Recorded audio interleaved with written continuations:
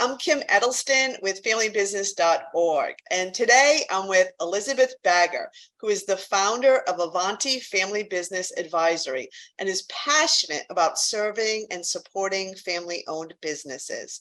She has been involved with family businesses, including her own, for the past 25 years. Thank you for being with me, Elizabeth. Thank you so much for the invitation. I appreciate it.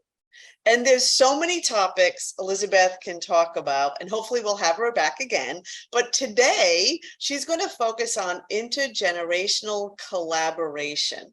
So why do so many family businesses have problems in fostering collaboration between the generations?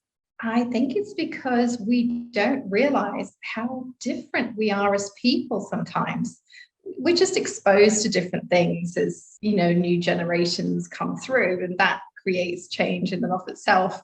But also people are different. I've seen families where, they wanted to talk, they wanted to collaborate, but they first had to really deeply understand each other and understand their different perspectives. Why does intergenerational collaboration even matter for a family business? I think it's one of those superpowers of a family business, because when you can involve several generations, you're going to get the perspective of people who've been in business for generations, and you're going to get a perspective from young people who are out there in the world seeing what's emerging in a completely different way to older generations who may be more set in their ways. So if you can combine the experience and the newness and the excitement and the curiosity of young people, I think, a family business can become unstoppable. It sounds obviously incredibly important to fostering the family relationships. It sounds like it's also important to keeping the family business alive. But what are some of the common challenges you've seen? Like, what tends to get in the way? Two things I think always get in the way, and that is when we make assumptions about other people that we don't verify. And then we have expectations of other people that we don't communicate. We have expectations of what our parents should do or what our children should do. And we make assumptions about why they do what they do without checking. And that can lead to a lot of people being disappointed in each other, a lot of people getting upset with each other. And I think that's really what gets in the way. So if we can really sit down and have those deeper conversations, then we can start to unpick some of those things and get to know the real person. Do you have any stories or examples of families you've worked with where they were able to identify these issues and how they moved forward? Yeah, sure. So I've worked with a number of people, but things had happened that had made everybody react. So, a transition that hadn't gone to the plan, and everybody was making assumptions, especially about those to whom, the torch was passed. And they never really got to express how they felt about the situation, nor did anybody else. And once they started to really just sit down and share their own perspectives with each other, it really started to heal something that had been unhealed for a long time. So we did things like, write postcards to yourself from the future. Where are you 5 years from now? Where are you 10 years from now? And then write back to yourself in the here and the now and share that with the family. And suddenly everybody started to see that everyone else has good intentions. Everybody else really wants this to work. And then from there, they were able to go into, okay, so what do we want to create together? Now that I no longer hold a grudge, or I no longer think that you want this because you're just greedy or whatever it is. Given our discussion, it seems that the intergenerational collaboration really takes two sides. So I'd love your advice on each of the generations. So what would be your advice for the older generation? Be willing to go first. Be willing to start the dialogue. Doesn't always have to happen that way, of course, but that would be my advice. And to get really curious about what the world looks like to your younger generations. We may be talking children, but also grandchildren.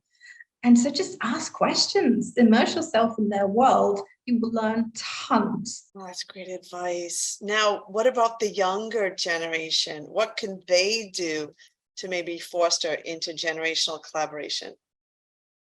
In a funny way, I would say the same to them. Don't be afraid to go first if nobody's opening the door or nobody's extending the invitation. They may simply not have thought of it. So don't be afraid to ask, and don't be put off if it doesn't work the first time. Have a little bit of patience with the older generations. They might need more than one nudge or more than one invitation. And also to honor what has been created before you came along, but then also share your perspectives, share your heart, share your aspirations as a human being. So I teach a class for next generation members at Northeastern University, and a lot of them often express that the older generation won't listen to them. They don't want their input, their ideas. So and then of course, the scare is always that if the older generation doesn't listen to them, they'll go elsewhere for a job. You might lose the whole, family and the succession. So for those next gens who are really trying to change and get the older generation to listen, what's your advice? So two things that can work quite well is to say, okay, so I may not be able to have the conversation that I'm really keen to have right now, but what conversation can I have? So maybe I'm not going to be able to talk about a job in the business today, but could I talk about our values as a family? Or could I ask some questions about why did you get involved, granddad, or whomever it may be? And the second one is talk to your peers, get their ideas. How have they approached it? What are they doing? Could you share that with your family? You may also find that when you talk to your peers, they have the same struggles as you do, of course. And then you have them as a sounding board, which is equally important as you travel through your family business journey. So last pieces of advice for helping with intergenerational collaboration. Set time aside for it. It is so worth it. And your business will benefit from it. It isn't just a family thing. It has a massive impact on the business. So everyone in the family benefits. And you just don't know what greatness that you're going to discover when you do. There's a little bit of, I'm going to say, a debate on when you should get the next generation involved. And, some people think right away, let them learn about the business, talk about it, be open. And then there's this other school, if you will, that is very much about don't bring work home with you, don't talk about the family business at dinner, and let them choose their own path. And of course, some of the criticism of that one is, well, what if they never learn about the family business? So what are your thoughts on that and the, giving room for the children to seek their own path, but then also creating this possible collaboration? It's definitely important to have healthy boundaries around the family business, because kids may not appreciate the business being discussed over dinner every night.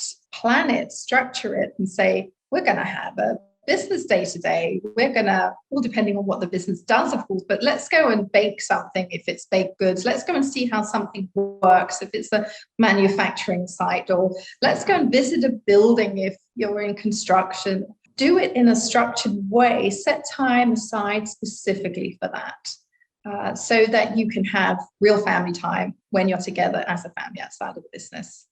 Oh, that's good advice. And I bet by doing it in a planned manner, like you suggest, hopefully gives a chance to have some of these conversations with the children. What do you think? And to collaborate and communicate with one another.